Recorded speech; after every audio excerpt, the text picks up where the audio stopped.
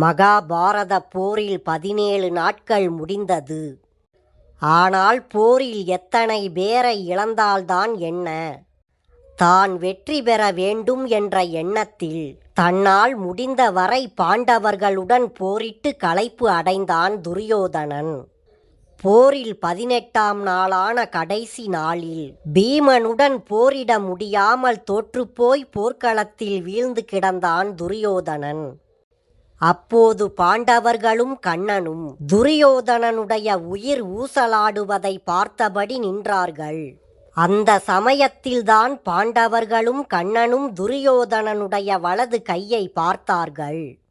அவனுடைய வலது கையின் விரல்கள் 5ம் மடங்கி இருப்பதை அவர்கள் கவனித்தார்கள். அதை கண்டதும் தருமர், என்ன ஆயிற்று துரியோதனனுக்கு? அவனுடைய வலது கை விரல்கள் யாவும் மடங்கி இருக்கிறதே. இறப்பவருக்கு மனக்குறை இருந்தால்தான் இப்படி விரல்கள் மடங்கும் என்பார்கள். ஆனால் துரியோதனனுக்கு என்ன மனக்குறையோ தெரியவில்லை என்றார். அப்போது அருகில் இருந்த சகாதேவன், துரியோதனனுக்கு 5 மனக்குறைகள் இருப்பதாக தோன்றுகிறது. அந்த 5 குறைகளும் நிறைவேறி இருந்தால் தனக்கே வெற்றி கிடைத்திருக்கும் என அவன் எண்ணியிருப்பான். ஆனால் அந்த குறைகள் நிறைவேறாத ஏக்கத்தில்தான் துரியோதனனுடைய கை விரல்கள் மடங்கிவிட்டன. மேலும் அவனுடைய உயிரும் போகாமல் ஊசலாடுகிறது என்றான். உடனே தருமர் அந்த குறைகள் என்ன என்று சகாதேவனை கேட்டார். நமக்காக கண்ணன் துரியோதனனிடம் தூது சென்றார். அப்போது அவர் விதுரன் வீட்டில் உணவு உண்டார். அதனால் விதுரனிடத்தில் கோபம் கொண்டு அவரை நிந்தனை செய்தான் துரியோதனன். இதனால் மனம் தாங்காத விதுரர் தான் நடக்கவிருக்கும் போரில் பங்கேற்க மாட்டேன் என சொல்லி தன் வில்லை முறித்தார்.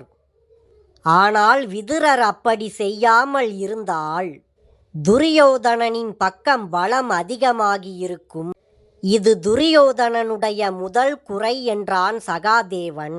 அதற்கு தருமரும், ஆம், அது பெருங்குறைதான். அடுத்த துரியோதனனின் குறை என்ன என்று கேட்டார்.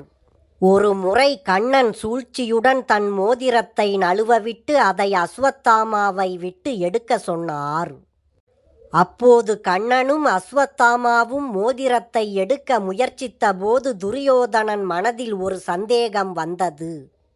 அஸ்வத்தாமன் கண்ணனுக்கு ஏதோ வாக்கு கொடுக்கிறான் என எண்ணினான் துரியோதனன். அதனால் இந்த 18 நாள் போரில் அஸ்வத்தாமனுக்கு படை தலைமை பொறுப்பு தரப்படவில்லை. அஸ்வத்தாமன் சேனாதிபதியாகி இருந்தால் துரியோதனனுக்கு நிச்சயம் வெற்றி கிடைத்திருக்கும். ஆனால் அப்படி நடக்காதது துரியோதனனின் 2வது குறை என்றான் சகாதேவன். நீ சொல்வது உண்மைதான். அஸ்வத்தாமன் கௌரவ படைகளுக்கு சேனாதிபதி ஆகியிருந்தால் அது நம் படைக்கு பெரும் சோதனையை உண்டாக்கியிருக்கும்.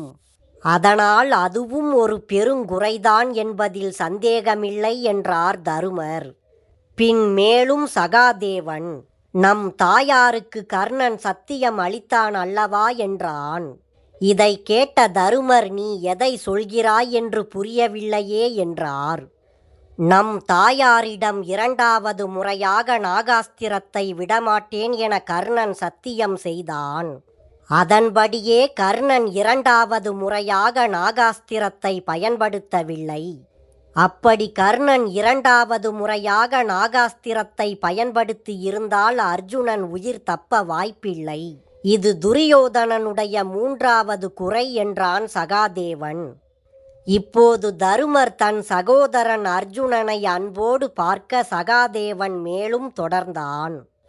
போர் தொடங்குவதற்கு முன்பு களப்பலிக்கு நாள் குறித்துவிட்டு அரவானையும் அதற்கு உடன்பட செய்திருந்தனர் துரியோதனனை சேர்ந்தவர்கள். ஆனால் கண்ணன் அவருடைய சாதுரியத்தால் அமாவாசைக்கு முதல் நாளே சூரியன் சந்திரனை சந்திக்க வைத்து அன்றே அமாவாசையை உண்டாக்கினார். அன்றே பாண்டவர்களையும் அரவானின் உறுப்புகளை பலியாக கொய்ய செய்துவிட்டார். அப்படி செய்யாமல் கௌரவர்களுக்கு முதற் பலியாக அரவான் கிடைத்திருந்தால் துரியோதனனுக்கு கண்டிப்பாக வெற்றி கிடைத்திருக்கும். அது மாறிப்போனது துரியோதனனின் 4வது குறையாகும் என்றான் சகாதேவன். உடனே தருமர் சகாதேவனிடம், நீ இப்போது சொன்னதும் சரியே. மேலும் துரியோதனனின் கடைசி குறை என்ன? அதையும் சொல்லிவிடு. அதை கேட்க நாங்கள் ஆவலாக இருக்கிறோம் என்றார். கடைசி நாள் போரில் திடீரென யாருக்கும் தெரியாமல் துரியோதனன் ஒரு குளத்தில் புகுந்து நீர் தம்பனம் செய்து மந்திரத்தை உருவேற்ற தொடங்கினான். அது பழித்திருந்தால் இறந்து போன அத்தனை கௌரவ வீரர்களுக்கும் உயிர் வந்திருக்கும். ஆனால் நம் சகோதரன் பீமன் இடையில் புகுந்து துரியோதனனை கூவி அழைத்ததால் துரியோதனன் அவமானம் தாங்காமல் மந்திரத்தை பாதியிலேயே கைவிட்டு குளத்தில் இருந்து ஓடி வந்தான். துரியோதனனின் நீர் தம்பன மந்திரம் நிறைவேறாததே அவனுடைய 5வது குறை என சொல்லி முடித்தான் சகாதேவன்.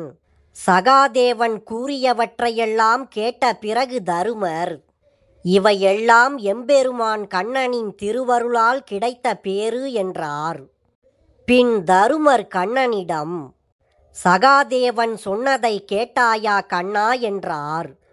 அதற்கு கண்ணன் தருமரிடம், ஆமாம், நானும் கேட்டேன்.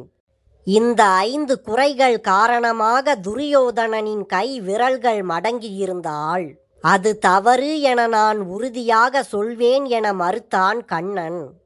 உடனே கண்ணா, ஏன் அப்படி சொல்கிறாய் என கேட்டார் தருமர்.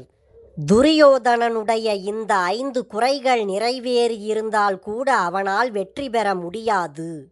இந்த 5 குறைகளுக்கு மாறாக வேறு நிகழ்வுகள் நடந்திருக்கும் என்றான் கண்ணன்.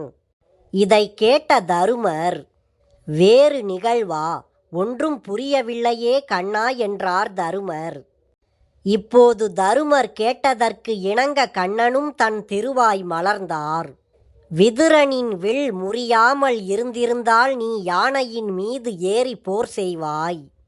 அப்போது உன் எதிரே விதுரனால் நிற்க முடியாது போயிருக்கும் என்றான் கண்ணன். கண்ணன் இதை சொன்னதும் துரியோதனனின் மடங்கிய விரல்களில் ஒன்று நிமிர்ந்தது. அதை பார்த்த பாண்டவர்கள் வியந்தனர். இப்போது கண்ணன் மேலும் தொடர்ந்தான்.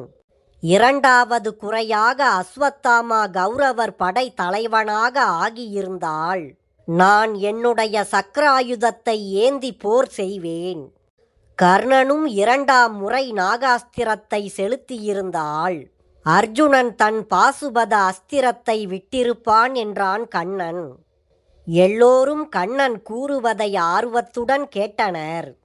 கண்ணன் துரியோதனனுடைய குறைகள் ஒவ்வொன்றுக்கும் மாற்று கருத்து கூற கூற துரியோதனனின் விரல்கள் ஒவ்வொன்றாக நிமிர்ந்தன. கௌரவர்கள் முதல் பலியாக அரவானை தந்திருந்தால் பீமன் தன் கதாயுதத்தை வீசி வெற்றி அடைந்திருப்பான். துரியோதனன் நீர் தம்பன மந்திரம் நிறைவேறியிருந்தால் நகுலன் வாளெடுத்து போர் புரிவான். அதனால் உயிர் துறந்து மீண்டும் எழுந்தவர்கள் யாவரும் மாண்டு விடுவார்கள் என கண்ணன் சொல்லி முடித்தான். இப்போது துரியோதனனின் மடங்கிய கை விரல்கள் யாவும் நிமிர்ந்தன. அவனுடைய உயிரும் அவன் உடலை விட்டு போனது. இந்த அதிசயத்தை கண்ட பாண்டவர்கள் கண்ணனை துதித்தனர்.